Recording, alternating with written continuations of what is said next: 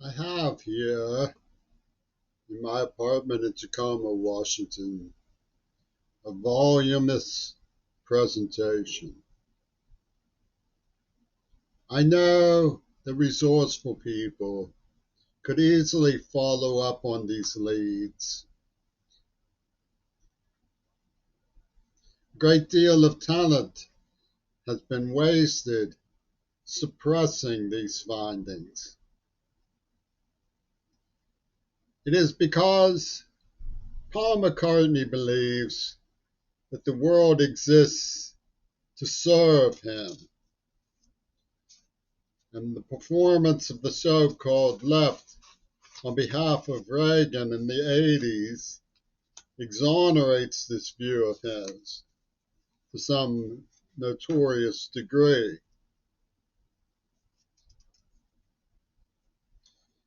A very telltale remark from the Beatles in their earliest days was when John Lennon said they wouldn't go to America until they were number one, which of course meant waiting until Oswald Mosley and his friends had done in JFK so that they could then bray on Petticoat Junction that they were the most popular thing in America.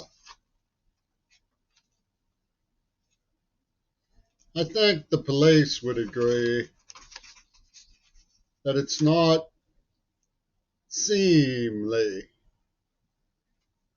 for them to be seen as killing a president of the United States. That would be a form of treason of sorts. So, what David Geffen and his chums at Pentagon Disney came up with for Bush and Reagan was an artificial intelligence victim company, sort of thing that Frippanino would conceive of in their ingeniousness.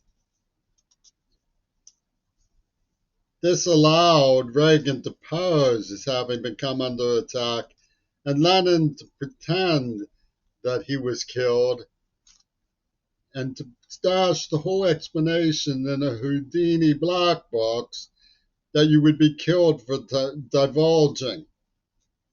A great laugh from their sorcery. And police saw that and said, well, what does that mean?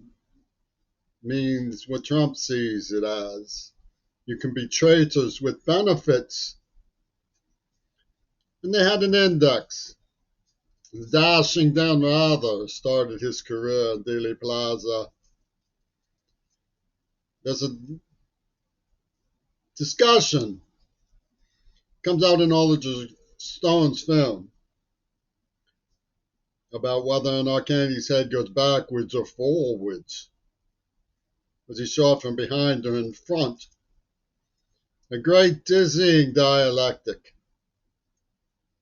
When Dan Rather saw the film, he said his head goes violently forwards. The exact opposite of what you see in the movie, but what you would rather believe.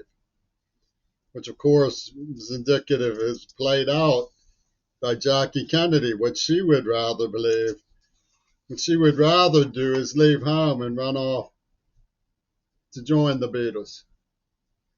It's what she would much rather do. Just as Ingrid Bergman would rather have stayed at UFA Studios working for Joseph Goebbels than represented my friend, Martha Gellhorn, Eleanor Roosevelt's best friend in cinema. So all of those illusions they brought out on Sergeant Pepper's. So what they did to Mr. K was blow his mind out in the car. And on the White Album, which came out on the 5th anniversary of events in Dealey Plaza. White, the rumor went around in the magical mystery cult. The Paul is dead story circulated. And White was for mourning, they said. But if you listen closely to things like Bungalow Bill, you can see that they are celebrating with Yoko Ono, not mourning. And the evidence shows that Kennedy was executed by the Axis forces over Hiroshima. Now we turn a little bit to some semiotics.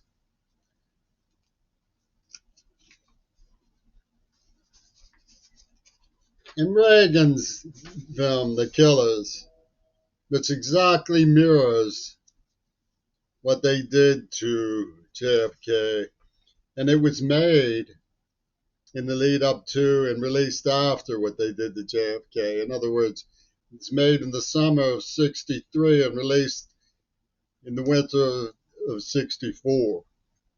Well, it has such things as an image of the freeway, the Stemmons, very like the Stemmons freeway. Then has a building that pans from below and goes up to the upper right-hand corner where the sniper stuff. It pans from below and pans up. You can see this in the movie. And there's a figure in that Oswald location. And when the figure turns around, it's none other than Hitler Reagan. And if that was all there was to it, you might be able to fob that off as a coincidence. But that's not all there is to it. In a prior film, he puts his hand in the back of his head, says, well, I was out there in front for a while. And he puts his hand on the front of his head, says, and then bang, I was flat on my can. Then he concludes, now you're going to remember this day for an awfully long time.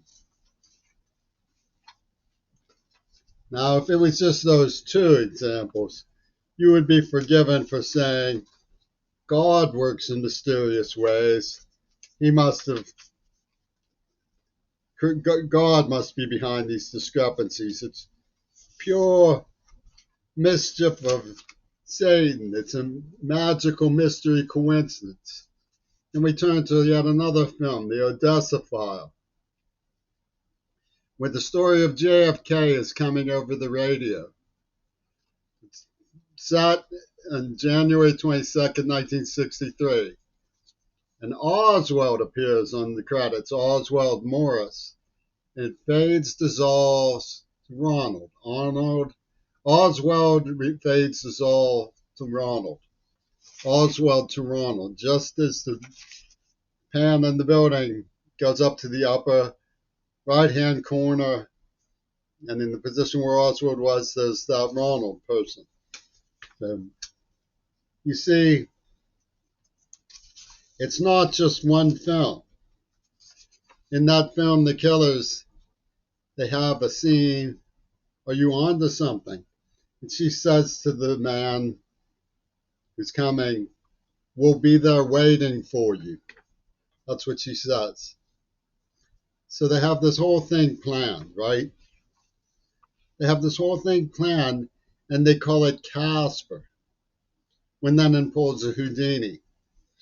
And they had it planned for a very long time.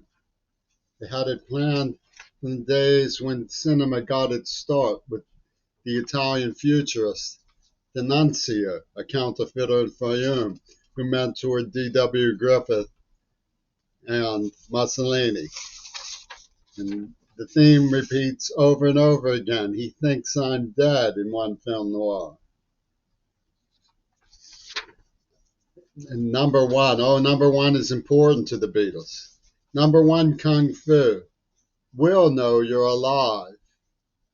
Notice how they're holding their hands over their ears to protect their ears from the atomic blast. And there's the one who looks like the woman who left the script from Israel in my house.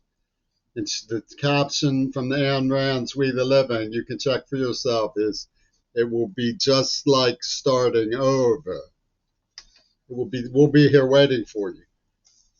If you look at the sequencing in the crime scene, comes to the sign, waits, give us 5 seconds. The same exact clocking and same exact action in both the Zapruder film and Reagan's The Killers. What are the odds of all of these coincidences? Nowadays, so many things happen and so much does not, from yet another film. So many things happen, so much does not. That's quite a clue. Look at how she's holding something in her hand. She seems to be holding a weapon. She puts it up to his neck. And in this magazine, there's a skull with a signifier of the trajectory. A skull with a signifier of the trajectory. And the caption in the magazine is "Inside the car with JFK, Hollywood's most daring bedroom scene." And in an article, if you blot out one of the words, John Crawford, who was in Dallas that day, has "Hollywood girls are killing their own." And Angela Dickinson, who starred in The Killers, appears subsequently in a movie about a widow, in which she says, most widows carry arms. That's how some of them become widows. So that's just the tip of the iceberg. Don't fool yourself. You can find countless examples of the story that they called the story of the bird.